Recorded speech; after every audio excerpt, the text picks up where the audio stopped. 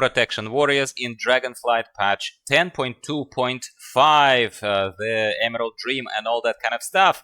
Protection Warriors are fantastic tanks, have always been, will always be in World of Warcraft, and today I'm gonna give you a little beginner-friendly, casual-friendly, no BS guided tour on what has changed, my friends.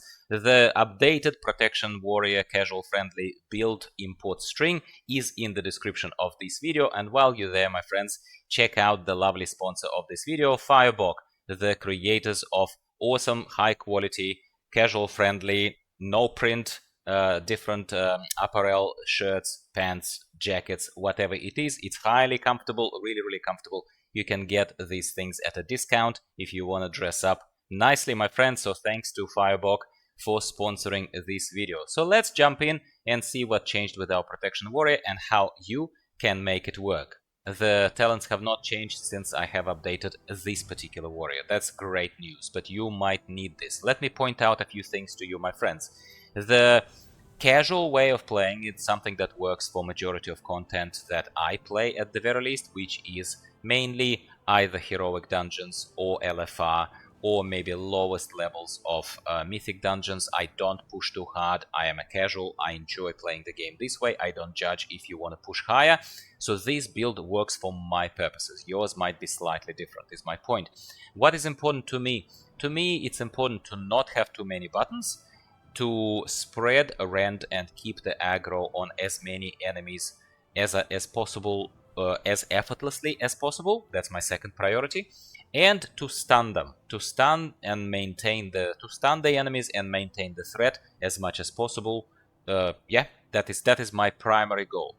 Alright, so how do we achieve all of these goals? Well, we achieve them with several things. We are taking the rend, obviously talent here. I'm gonna point it out because if you don't have the rend, then your thunderclap is not going to spread rend. But if you have rend, then something like this, thunderclap deals 10% increased damage, and if you have rend, it is affecting 5 nearby targets with rend. That is fantastic. That's what I'm talking about.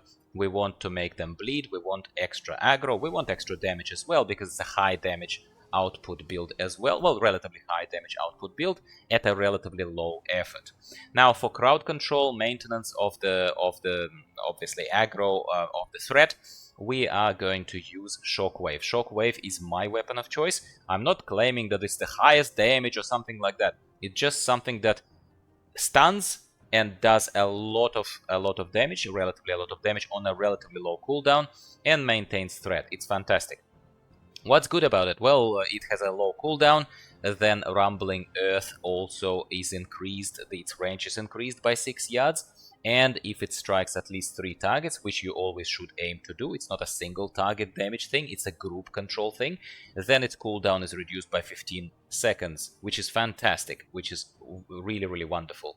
And also Sonic Boom, why not? Because it deals massively more damage and is always a critical strike. How crazy awesome is that? The rest of it, I'm not gonna waste your time. Just import the string, import my build. It is my 70 build over here, which is covered by my portrait right now, and my camera over there a little bit.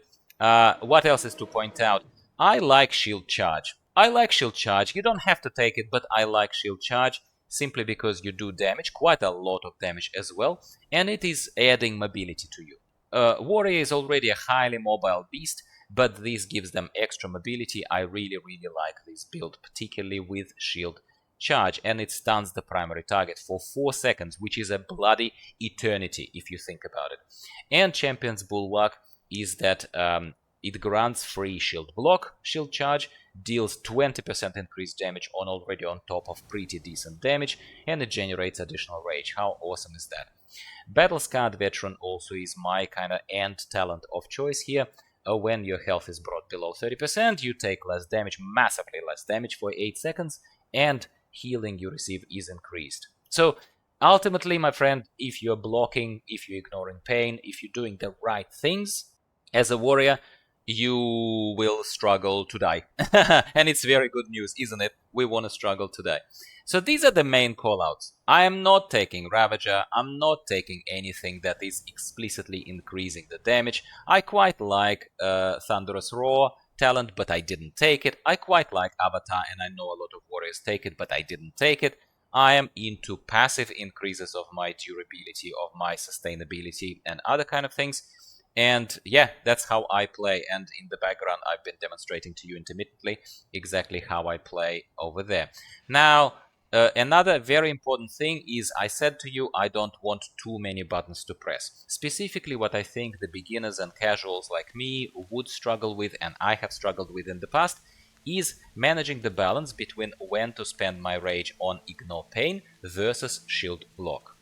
Now, how are we going to deal with this? We're going to deal with this with a cast sequence macro. If you're not using it, mate, you're missing out. You're missing out. You might be one of those more expertly kind of playing warrior mains than I am, but for me, I'll be honest with you, as soon as I discovered this lovely macro that I'm going to show you in a second, my life as a warrior has changed. Before, I was even sometimes reluctant to play a warrior, and I preferred my other tanks. I play tanks predominantly, and this, if it's the first build guide kind of and sort of character update video that you see from me, maybe you would want to do yourself a service and check out recent videos on my channel where I talk about other tanks, because I take also play all sorts of tanks. Anyway, rant over.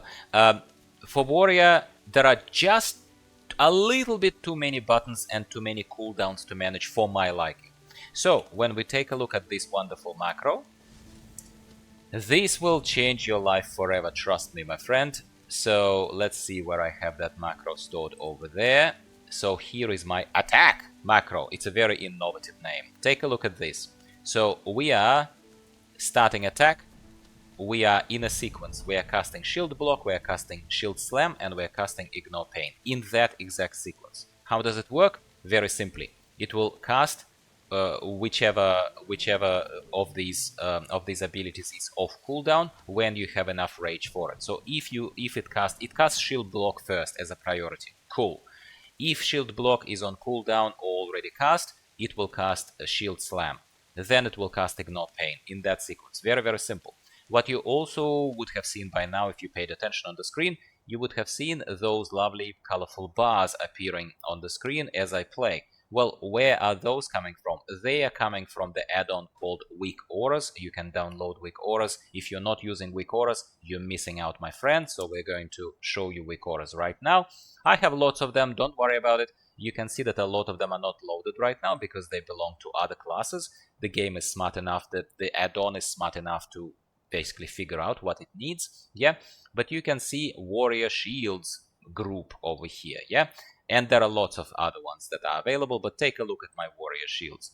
So I have the warrior shields group, which basically has the one of the progress bars that is triggered by Ignore Pain. It's triggering Ignore Pain, and another one is triggered by Shield Block. So I'm not trying to turn it into a Weak Auras guide, but it simply tells you where those colorful bars are from. They are triggering when my Ignore Pain and my Shield Block are on, and as a warrior, even as a casual, I find it of massive value to me to trigger those shields and make sure that I can see when they are cast and when they are not. So that macro and Weak Auras and this very basic build, this very basic setup is going to set you up for success, my friend, in 10.2.5 and arguably beyond, because as you can see, this build lasted me longer than just that, because I logged in and you might have seen that little pop-up saying to you that your talents have been reset, but mine have not.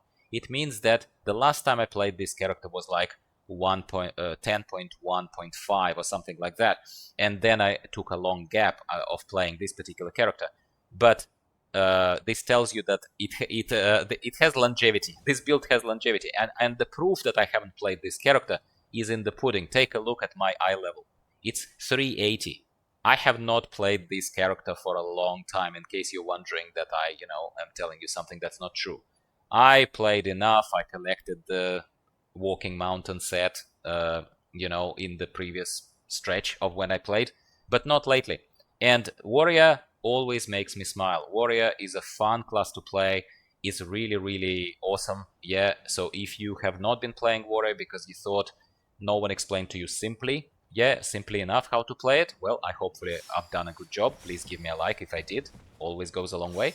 Yeah, once you simplify your life like this, I think you will discover Warrior for yourself or rediscover Warrior for yourself, and you will love it, my friend. So I hope I have helped you, like I just said.